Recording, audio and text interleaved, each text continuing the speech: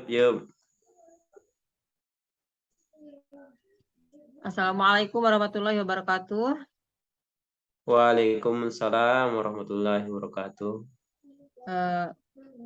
Maaf mengganggu lagi Pak. Jadi saya minta waktunya beberapa menit lagi terkait kelanjutan dari wawancara sebelumnya. Kalau kemarin kita bahas tentang eh, apa namanya identifikasi masalah. Kalau sekarang lebih ke solusinya Pak.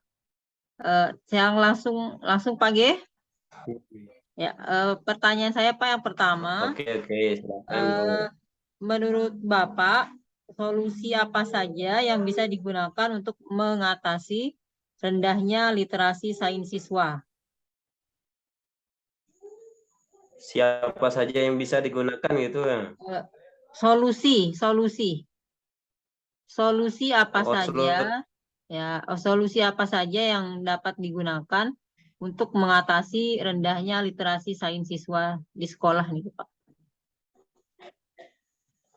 literasi ya, memang literasi itu mulai dari literasi membaca termasuk sains itu memang agak berat dia dalam kondisi saat ini ya, tidak kayak zaman-zaman kita dahulu kita senang membaca. Ke perpustakaan senang kita waktu itu, sekitar tahun 2000 ke atas sudah. Namun sejak 2000, waktu saya di ITS 2011 masih ramai perpustakaan. 2015 ke atas ditambah COVID lagi, akhirnya perpustakaan sekarang sudah Sepi. agak sepi dia. Perpustakaan daerah yang tahu kan, perpustakaan Iya, daerah NTB, Provinsi NTB sih tidak ada. iya, iya, Kalau dulu rame waktu kita ya. iya, rame banget dulu. Sekarang kalau saya lewat di sana bisa dihitung motor yang ada, itu pun kayaknya motornya pegawainya, bukan orang, bukan pengunjung. Dari Mantap sana sudah sekali. terlihat literasi membaca ke buku itu kurang.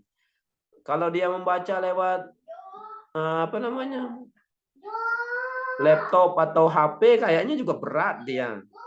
Lain yang dikerjakan kalau sehingga banyak kalau kita lihat aja di HP misalnya di grup-grup yang banyak anggotanya itu jarang kita mau membaca semuanya. Terbukti itu nanti kalau di grup ibu-ibu, kebetulan saya dimasukkan ke dalam grup ini, Dimasukkan grup grup anak ibu-ibu. saya di SD kan. Oh, iya, iya, iya. Iya, itu sudah dijelaskan di atas, nanti karena banyak WA berikutnya itu lagi dia menanyakan pertanyaan yang sama.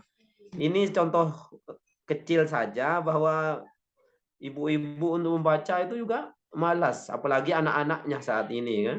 Ya, Sehingga di sini peran dari guru, peran orang tua untuk meningkatkan literasi itu sangat penting. penting ya. Guru bagaimana dia menciptakan ruang dan suasana kelas yang interaktif di sekolah sehingga siswa menjadi terpacu untuk membaca. Bagaimana caranya? Ya bisa melalui tugas. Misalnya di sekolah ditugaskan untuk mencari apa gitu, cari di perpustakaan. Atau kalau di sekolah itu memang lengkap fasilitas internetnya, kemudian komputernya lengkap, bisa di laboratorium. Sehingga mereka akan baca terus dari sana tugas-tugas yang sudah disiapkan oleh gurunya dengan menyesuaikan tugas tersebut supaya siswa harus mau tidak mau harus membaca baru akan ketemu jawabannya. Itu salah satu solusi yang bisa diterapkan oleh guru. Kemudian oleh orang tua. Nah, orang tua juga harus benar-benar di sini ya.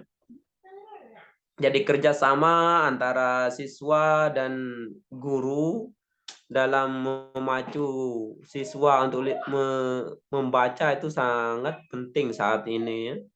Sehingga kalau kita lihat di sekolah-sekolah yang maju itu sering adakan pertemuan antara wali dengan orang tua, dengan Ya. guru ya. Di pondok pesantren misalnya setiap bulan rutin mereka sambil pengajian, nanti ada sesinya orang tua menanyakan atau memberikan masukan kepada pimpinan pondok gitu. Itu salah satu cara untuk meningkatkan literasi membaca. Ya mungkin itu Bu Saada.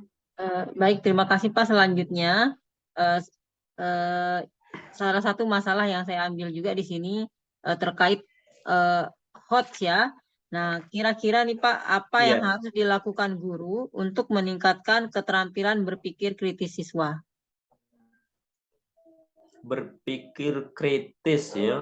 Yang Untuk meningkatkan keterampilan berpikir kritis siswa juga berat dia. Memang itu fungsi kita sebagai guru. Agak mirip juga dengan literasi tadi. saling Ketika berkaitan Pak literasinya ya. sudah bagus, ya, ada kaitannya sangat erat. Kalau siswanya sudah senang membaca, kemudian senang lihat-lihat buku, insya Allah dia kemampuan berpikir kritisnya akan lebih tinggi dibandingkan dengan siswa yang malas membaca. Jadi untuk meningkatkan apa namanya tadi, kemampuan berpikir Kemampuan kritis berpikir. tersebut, maka yang bisa kita lakukan sebagai guru selain yang saya sampaikan tadi, yaitu menciptakan ruang dan suasana kelas yang interaktif di kelas, yaitu dengan kita antara lain, pertama kita misalnya kepada setiap siswa bahwa siswa kita semua memiliki kemampuan masing-masing ya. Tidak ada istilah siswa itu bodoh atau siswa itu tidak mengerti-mengerti gitu. Mereka punya kelebihan masing-masing. Itu kita hargai sehingga setiap siswa merasa dirinya tidak paling bodoh di kelas itu. Setiap siswa ada kelebihannya. Kemudian yang kedua, kita tumbuhkan sikap percaya diri kepada diri anak atau siswa itu. Dengan adanya sikap atau perasaan percaya diri tersebut, maka siswa akan berani untuk bertanya, akan berani untuk menjawab, sehingga dia merasa nyaman di kelas tersebut.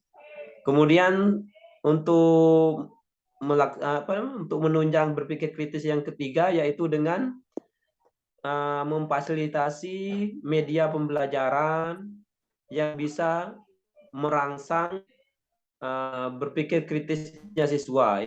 Media apa yang kita gunakan di sekolah, bisa pakai media PowerPoint, bisa video, bisa langsung dengan apa namanya,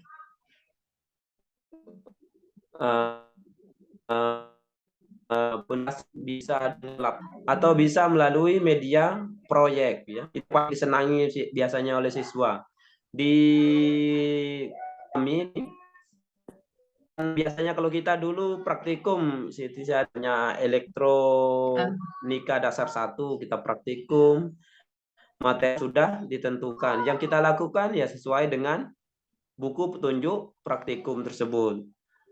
Untuk saat ini memang menarik hal tersebut, tapi ternyata yang lebih disenangi oleh mahasiswa itu ketika dia diberikan tugas dalam bentuk proyek oleh dosennya, didesain sedemikian mungkin sehingga muatan dari praktikum itu masuk dalam tugas proyek tersebut. Itu mereka lebih lebih semangat dan bertanggung jawab terhadap proyek yang diberikan. Begitu juga dengan siswa deh.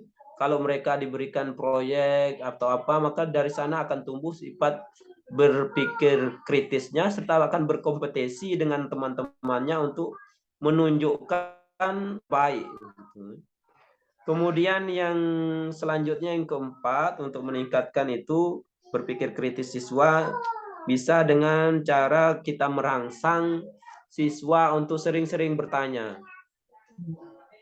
Atau kita bertanya kepada mereka namun dengan pertanyaan bagaimana, mengapa. Jangan kita tanyakan dengan pertanyaan, misalnya kalau soal-soal pilihan ganda biasanya itu kurang mendukung untuk merangsang kemampuan berpikir kritis siswa ya.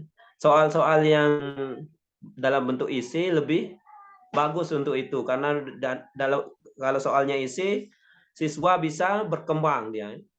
Dia bisa menjawab ke selatan, ke timur, ke barat, lain-lain jawabannya dengan alasan masing-masing. sehingga akan mulai kritis dari sana. Kalau pilihan ganda, kalau tidak misalnya jawaban A, B, C, D, harus satu jawabannya. Kalau enggak A ya harus B begitu. Sehingga kurang kritis kalau A, B, C, D. Ya seperti itu mungkin Bu Saada. Baik Pak, terima kasih pemaparannya sangat detail dan sangat jelas sekali. Insya Allah apa yang Bapak paparkan tadi akan sangat membantu saya dalam meningkatkan kualitas pengajaran saya di kelas. Ya, terima kasih Pak atas waktunya. Assalamualaikum. Yang stop record nggih? Yang stop record dulu. Assalamualaikum warahmatullahi Oke. wabarakatuh. Waalaikumsalam warahmatullahi